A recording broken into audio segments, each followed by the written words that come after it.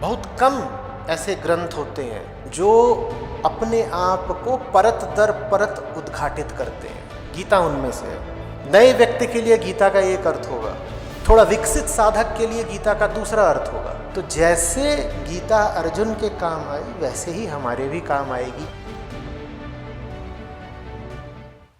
आचार्य जी, जैसे आप हमेशा बोलते हैं कि हमारे जो रिश्ते हैं उनका बुनियाद अध्यात्म ही होना चाहिए, जैसे आपने कल भी सेशन में मेजरली यही बताया था। और आप ये भी हमेशा बोलते हैं कि हमारे जो रिलेशंस हैं उनमें आध्यात्मिक प्रेम होना चाहिए, प्राकृतिक प्रेम के बुनियाद पर हमारे रिश्ते नहीं बनने चाहिए। तो मेरा प्रश्न है कि क्या और अगर मैं अपने रिश्ते आज देखती हूँ अपनी ज़िंदगी में, जैसे मेरे रिश्ते मेरे पेरेंट्स के साथ हैं, मेरे ब्रदर्स के साथ हैं, या मेरे प्रोफेशनल लाइफ में भी रिश्ते हैं, तो उनमें अध्यात्म नहीं है कहीं पे, उनकी बुनियाद तो हमेशा प्रकृति ही रही है। तो मेरा प्रश्न है कि क्या आध्यात्मिक प्रेम की शुरुआत भी प्राकृतिक प्रेम से ही होती है? हमारी ही शुरुआत प्रकृति से होती है, तो इसमें कोई बहुत आश्चर्य की बात नहीं है कि आपके और किसी व्यक्ति के संबंध की शुरुआत प्राकृतिक हो। वैसा बिल्कुल हो सकता है। बात यह है कि आप उसको कहाँ पर ले आना चाहते हैं। जब व्यक्ति अपने आप को प्राकृतिक समझे, देह समझे, तो बहुत संभावना रहती है कि वो देहगत ही संबंध बना ले किसी दूसरे से, और संबंध बन गया, लेकिन उसको लेके कहाँ आना है ये महत्वपूर्ण है बात। अगर प्रश्न ये है कि क्या सारे रिश्ते आवश्यक है कि प्राकृतिक रूप से ही शुरू हो, नहीं, बिल्कुल नहीं आवश्यक है, बिल्कुल नहीं। तो आवश्यक नहीं है कि सारे रिश्ते वैसे हों, पर होते तो हमारे वैसे ही हैं, क्योंकि हम सब देहाभिमानी लोग हैं। उसी के कर्म फल की कल इतनी देर तक चर्चा हुई कि एक रिश्ता आप बना लेते हो देह से देह का, और उसके बाद फिर उसका कर्मदंड मिलता रहता है। उससे बचना चाहिए, जितना हो सके बचना चाहिए। और अगर वैसी कोई शुरुआत हो चुकी है तो उसको सही रास्ते पर लाना चाहिए कि चलो शुरुआत ऐसे ही हुई थी कि शरीर से शरीर का आकर्षण था, लेकिन अब ज़रा उसको हम एक गरिमा देते हैं, अब ज़रा उसको एक सही जगह देते हैं।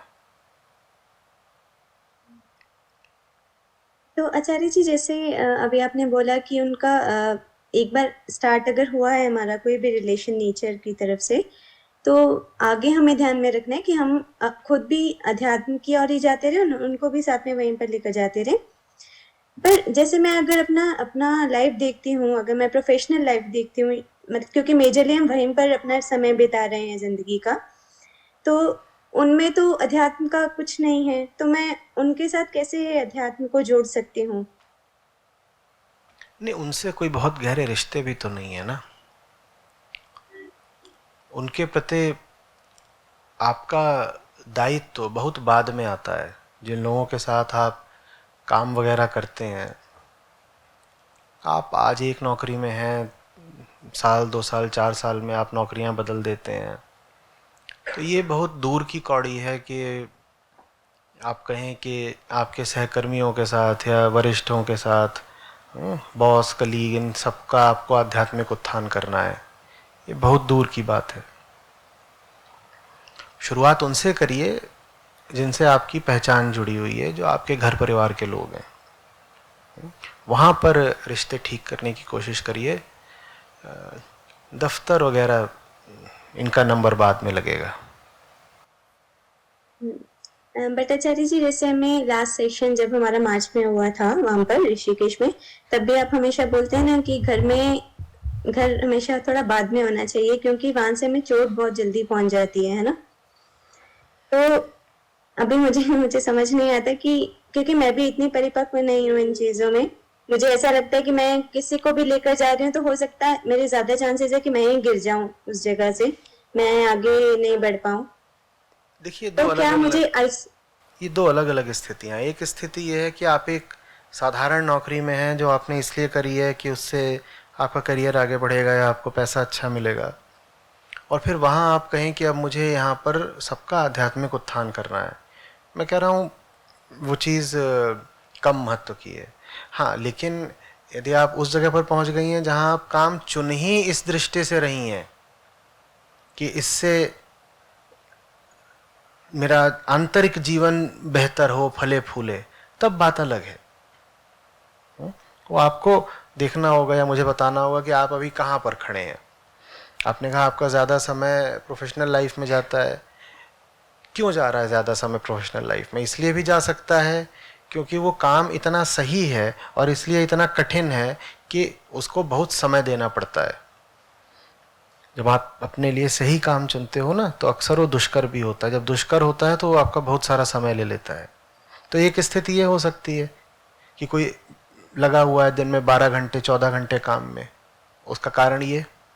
और उसका एक दूसरा कारण भी हो सकता है कि पैसा ज़्यादा कमाना है, तरक्की जल्दी चाहिए, इसीलिए जो भी नौकरी पकड़ते हैं उसमें एकदम स्टार परफॉर्मर होने के लिए सबसे ज़्यादा काम हम ही करते हैं। ये दोनों बहुत अलग अलग केंद्र हैं, ये नियत अलग अलग हैं दोनों। अगर आप कहीं पर तरक्की की नियत से, तरक्की माने आर्थिक वगैरह तरक्की की नियत से काम कर रही हैं, तो वहाँ मैं नहीं देख पा रहा कैसे आप ये उद्देश्य बना सकती हैं कि सहकर्मियों को आध्यात्मिक रूप से मुझे आगे बढ़ाना है। कैसे ये बन पाएगा ध्येय, पता नहीं। लेकिन हाँ, अगर आपने सही काम चुना है तो वो तो अपने आप में ही फिर एक आध्यात्मिक प्रयोजन है। फिर तो आप में उसमें अपने साथ जिन लोगों को रखेंगी या जिन लोगों को नौकरी देंगी, उनके साथ तो आपका रिश्ता आध्यात्मिक होगा ही, क्योंकि वो काम ही ऐसा है। देखिए, गलत काम को करने का कोई सही तरीका नहीं हो सकता। नौकरी अगर चुनी ही गलत उद्देश्य से गई है तो उसमें आप कोई सही परिणाम कैसे हासिल कर लेंगे, ये मेरी समझ से तो बाहर है। और अधिकांशतः अध्यात्म के जगत में ऐसा ही होता है, लोगों की जिज्ञासाएं ऐसी ही होती हैं।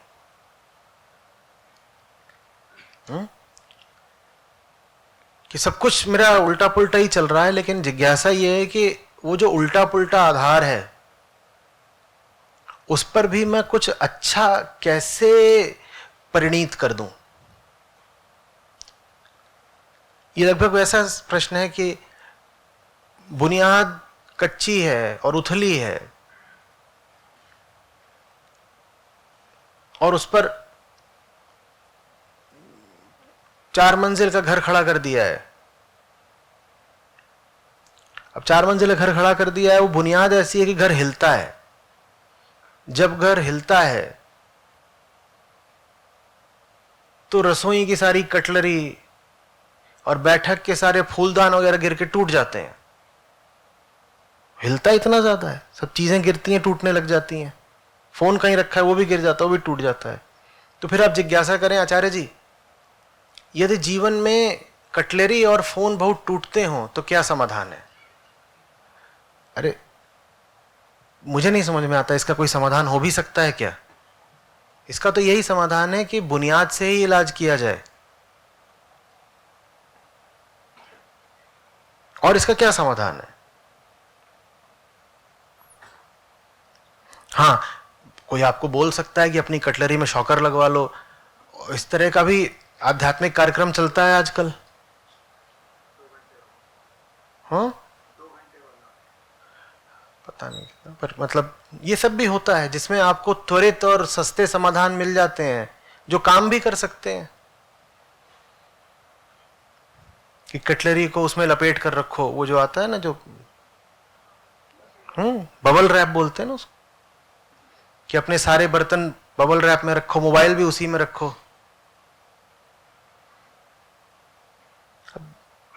इसमें कुछ नहीं रखा ना। अगर आपने नौकरी चुनी ही एक गलत उद्देश्य से है तो उसमें मैं कैसे समझा दूं कि कुछ बहुत अच्छा आप कर सकते हैं? उसमें तो आप अच्छे से अच्छा बस यही कर सकते हैं कि उल्टी गिनती कर सकते हैं कि कितने दिन में जल्दी से जल्दी मैं यहां से फारिग हो सकता हूं, बस यही कर सकते हैं।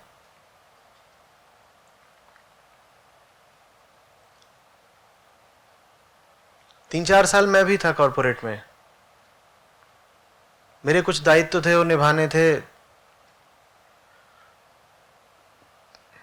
लोन वगैरह थे, एजुकेशन लोन और इस तरह के तो निपटाने थे। तो मेरे पास एक एक्सेल शीट थी और मैं उसी के सहारे जीता था। उसका नाम था फ्री मैन इन मार्च। वो मैंने बनाई थी और उसमें जबरदस्त गणना करी थी कि मैं किस तरीके से मार्च 2005 में आजाद हो जाऊंगा। तो बस फिर तो वैसे ही जी सकते हो। गलत काम में अगर फंसे हुए हो तो जीने का एकमात्र सही तरीका बस यही है कि उल्टी गिनती चालू रखो कि यहां से किस तरीके से उड़ निकलना है। अब आप कहो कि नहीं, उस गलत काम में मैं और लोगों को कैसे भजन कराऊं।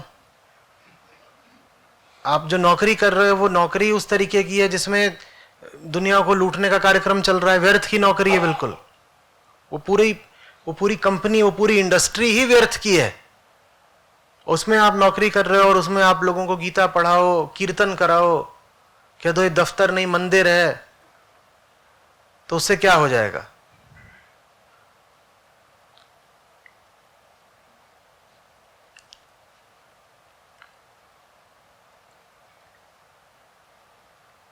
अभी बात मैंने गड़बड़ बोल दी।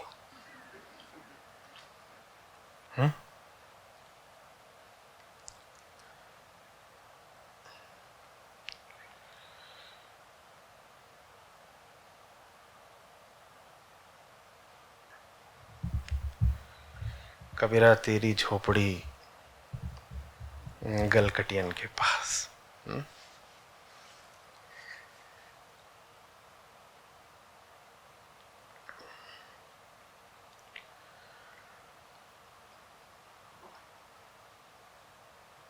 और कुछ नहीं तो आचार्य जी, मतलब हम अपना जीवन ऐसे ही जीते हैं जैसे कि मतलब अंदर से हम कोले हैं बट ऊपर से हम कोशिश करते हैं किसी तरह परत हम वैसा लगा लें, सिर्फ एक कवर जैसा अध्यात्म का, पर हम अंदर से नहीं कुछ चेंज करना चाहते। नहीं करना चाहते। हम अध्यात्म को भी बैठक में सजाने की एक चीज बनाना चाहते हैं। भीतर ही भीतर हमें भय ने ऐसा जकड़ रखा है कि हम पुराने सामाजिक स्वीकृत ढर्रों को चुनौती देने की सोच भी नहीं पाते, एकदम नहीं सोच पाते।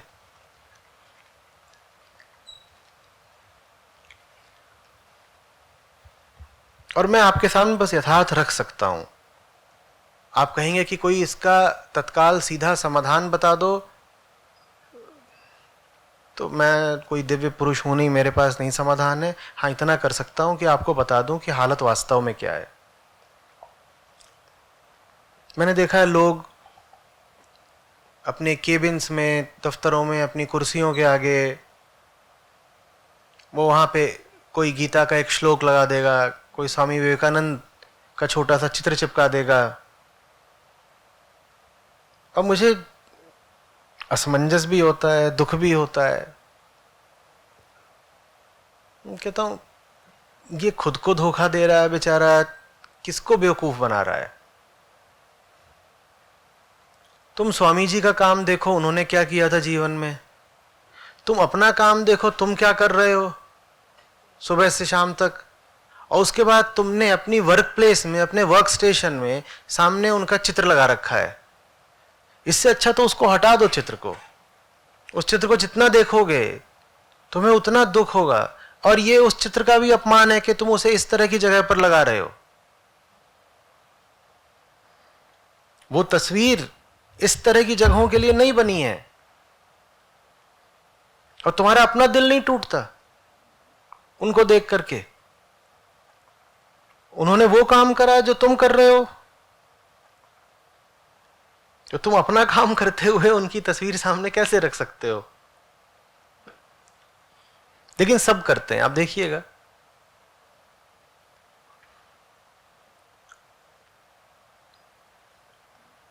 आप जाइए, कोई कुछ लगाता है, कोई कुछ लगाता है, कुछ लगाता है, कोई अपने छोटे बच्चे बच्ची की तस्वीर लगा देता है, नुन्नू नुन्नी। तुम्हें वाकई उनसे प्यार होता तो तुम ये काम कर रहे होते? तुम अपने बच्चों के भी सगे नहीं हो।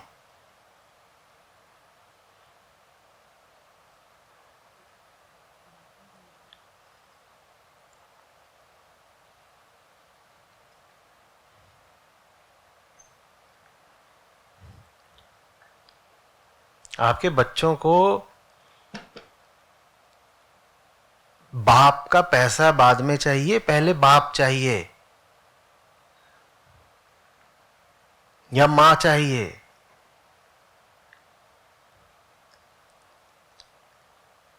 पैसे आधे भी हों तो चल जाएगा काम। बाप ही बर्बाद है तो काम कैसे चलेगा? और बाप बर्बाद क्यों है? क्योंकि बाप सोच रहा है कि बाप से ज्यादा जरूरी पैसे हैं बच्चों के लिए, तो बाप लगा हुआ पैसे कमाने। कोई पूछे किसके लिए कर, मैं तो सब कुछ अपनी औलादों की खातिर करता हूं। औलादें पकड़ी गई वहां स्कूल के सामने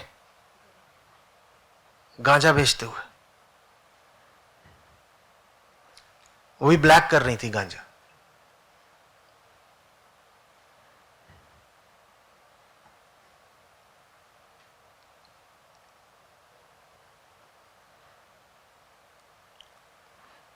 बाप राम लगे हुए हैं पैसा कमाने में, औलादों की खातिर पैसा कमा रहा हूं।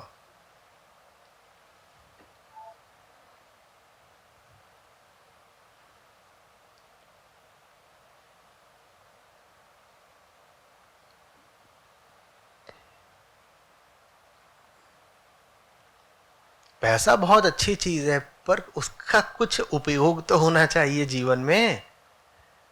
क्या करोगे? पैसा चबाओगे? क्या करोगे?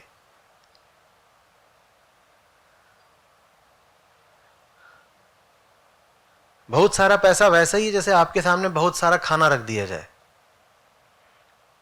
आप एक रेस्टोरेंट में जाएं और उसमें मेन्यू में जो कुछ हो वो सब कुछ ला करके आपकी टेबल पे रख दे,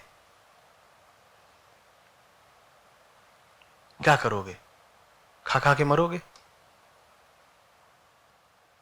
भाई आपने दावत दी हो उतना खाना समझ में आता है, आपने भंडारा लगाया हो उतना खाना समझ में आता है, पर लंगर लगाने वाला तो दिल आपका नहीं कि लेके आओ, सब कुछ लेकर के आओ, आज लंगर है, उतना बड़ा तो दिल नहीं।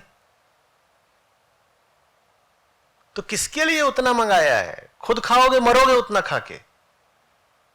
तो मैं पूछ रहा हूं किसके लिए कमा रहे हो? अगर लंगर लगा रहे हो और उसकी खातिर 250 थालियां चाहिए तब तो ठीक, बहुत अच्छा। आपको भी अगर लंगर लगाना है और उसकी खातिर आपको 25 करोड़ चाहिए तो बहुत अच्छा। पर लंगर लगाने वाला तो दिल नहीं। हाँ, कमाने के लिए सदा तैयार है। करोगे क्या हो कमा कमा के?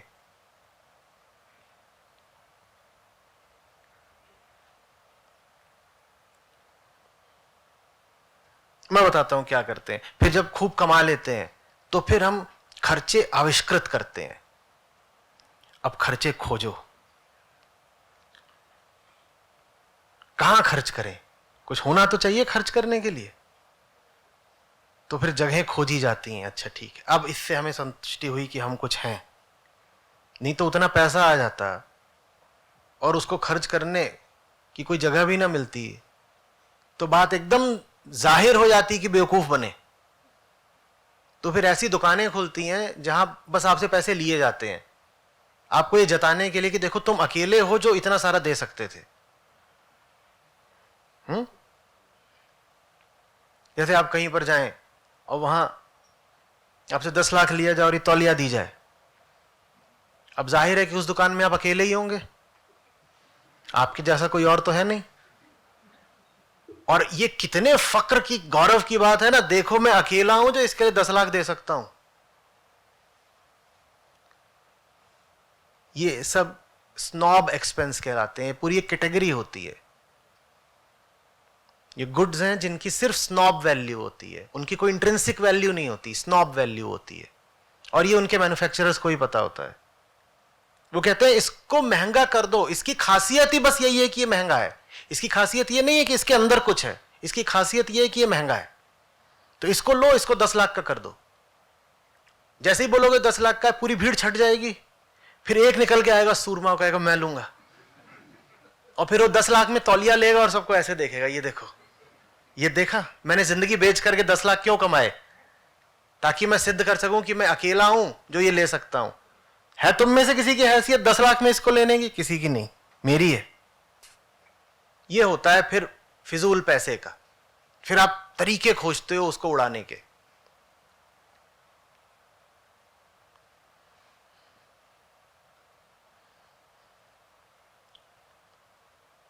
कल बात हो रही थी 4,000 5,000 के होटल कमरे की, 75,000 का भी आता है होटल कमरा, 2 लाख का भी आता है भारत में ही।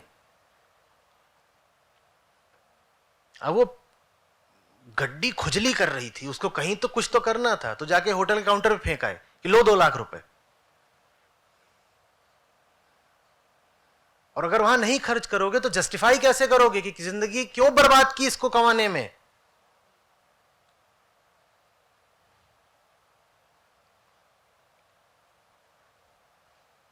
तो मैं आपको 2 इसमें मोटे मोटे तरीके बोल रहा हूं।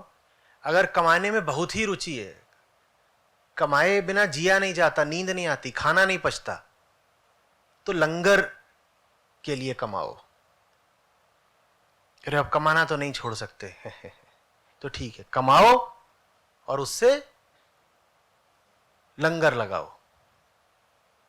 एक ये रास्ता है, ये रास्ता फिर ठीक है। और दूसरा रास्ता ये है कि लंगर लगाना नहीं है तो फिर कमाने का भी बोझ काहे लेके घूम रहे हो, आजाद हो जाओ।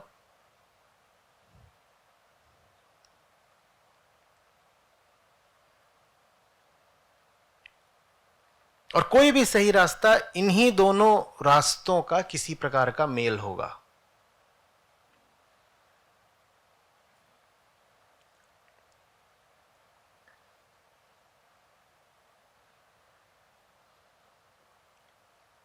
कोई पारमार्थिक औचित्य दिखे तो बेशक बहुत बहुत धन इकट्ठा करिए, पर कोई पारमार्थिक औचित्य भी नहीं और जिंदगी भी जला रहे हो तो बात ठीक नहीं।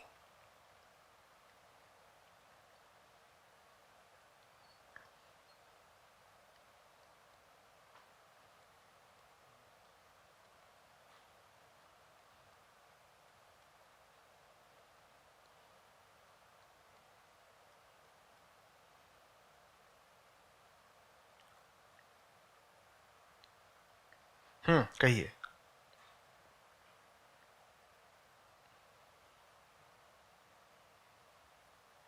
जी धन्यवाद आचार्य जी।